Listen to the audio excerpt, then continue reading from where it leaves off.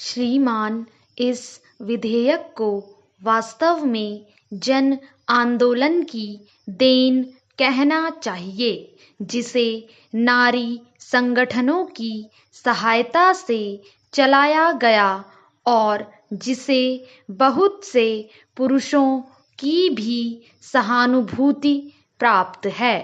संसद के अंदर जिसकी प्रतिध्वनि महिला सदस्यों द्वारा लगातार की जाती रही है, इस सभा के सामने मथुरा कांड, जिसके कारण संसद में इस सारी घटना की शुरुआत हुई, की सार्वजनिक याचिका रखने का मुझे ही विशेषाधिकार प्राप्त हुआ था। जो भी हो, वास्तव में इसे जन आंदोलन की ही देन कहा जा सकता है।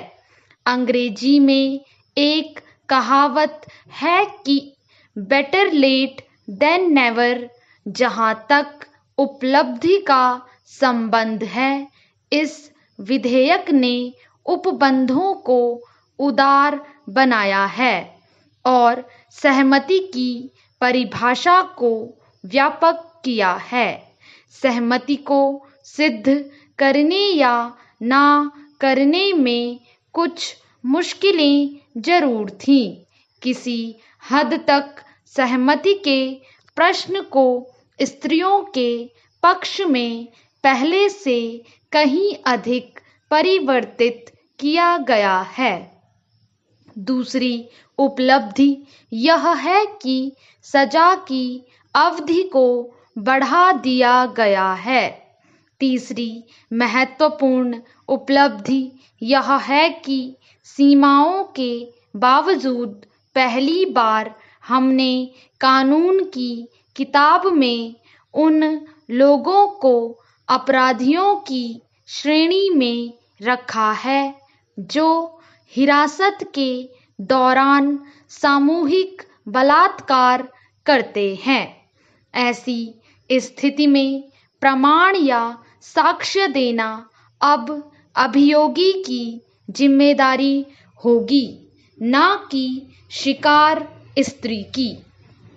ये तीन मुख्य उपलब्धियां यद्यपि सीमित हैं तो भी महत्वपूर्ण हैं। इस प्रकार के विधेयक संसद के सामने प्रायः नहीं आते हैं। 3 वर्ष के लंबे आंदोलन के बाद यह विधेयक संसद के सामने आया है। किसी ने इस बात की ओर संकेत किया कि अधिकतर बेंचें यहाँ खाली पड़ी हुई हैं। यह स्वीकार करते हुए मैं शर्मिंदा हूँ कि अधिकतर बेंचें खाली हैं। जब हम ऐसे महत्वपूर्ण विधेयक पर विचार कर रहे हों, तब अधिकतर सदस्यों को उपस्थित रहना चाहिए। यह सच है कि यह कानून नहीं है, बल्कि सामाजिक आंदोलन है जो इस कानून का क्रियान्वयन तय करेगा। फिर भी कानून को जितना संभव हो संपूर्ण होना चाहिए। ऐसा बहुत कम होता है जब हमें ऐसे विधेयक पर चर्चा करने का मौका मिलता है। जब हम इस पर चर्चा कर ही रहे हैं तो अन्य प्रासंगिक पहलुओं पर तथा दोषों और कमियों को दूर करने पर भी विचार करने का यह उपयुक्त मौका होगा, क्योंकि इस मुद्दे पर दोबारा विचार करने का मौका हमें अब इतनी जल्दी नहीं मिलेगा।